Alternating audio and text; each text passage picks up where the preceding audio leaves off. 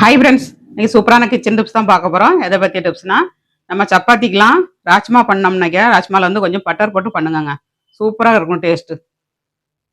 அப்புறமா லாஸ்ட்டில் கொஞ்சம் கஸ்தூரி மேத்தியும் போடணும். போட்டிங்கன்னா அட்டகாசமாக இருக்கும். டேஸ்ட் வந்து ட்ரை பண்ணி பாருங்கள். வீடியோ பிடிச்சிருந்தா லைக் பண்ணுங்கள். ராஜ்மா கிரேவி ரெடி ஆயிடுச்சுங்க. பார்க்கல எப்படி இருக்கு பாருங்க, தக தகன்னு அப்படி கொதிச்சு அடங்கிருச்சு. அடுப்பு சிம்மில் வச்சுட்டேன். சூப்பரான சுவையில் ராஜ்மா கிரேவி ரெடிங்க. அப்படியே மலைசாலல் மாதிரி கொஞ்சமாக மல்லித்தலை தூவி இறக்கணுன்னா அவ்வளோ ஒரு டேஸ்ட்டாக இருக்குங்க.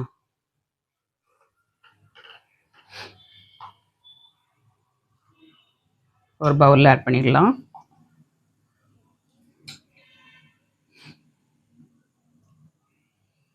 நான் 250 கிராம் எடுத்துருக்கேன்.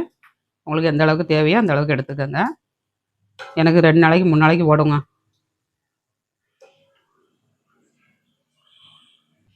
சப்பாத்திக்கு கிரேவி ரெடி ஆயிடுச்சுங்க. அப்படியே மேலே கொஞ்சம் பட்டர் ஆட் பண்ணிக்கோங்க. பட்டர் ஆட் பண்ணிவிட்டு கொஞ்சமாக கஸ்தூரி மேத்தி ஆட் பண்ணிக்கணுங்க. கொஞ்சமாக கஸ்தூரி மேத்தி லாஸ்ட்டில் ஆட் பண்ணுங்கள். அப்போ தான் நல்லா டேஸ்ட்டாக இருக்கும்.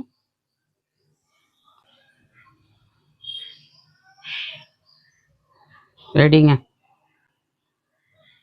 ராஜ்மா ரெடி. ராஜ்மா பண்ணாலும் சரி, அப்புறமா கொண்டக்கடலை கிரேவி பண்ணாலும் சரி, கொஞ்சமாக பட்டர் போட்டு கஸ்தூரி மேத்தி போட்டு பண்ணுங்கங்க. சூப்பராக இருக்கும் சப்பாத்திக்கு வந்து. ட்ரை பண்ணி பாருங்கள். வீடியோ பிடிச்சிருந்தா லைக் பண்ணுங்கள். நாளைக்கு இன்னொரு டிப்ஸோடு பார்க்கலாம். பாய்.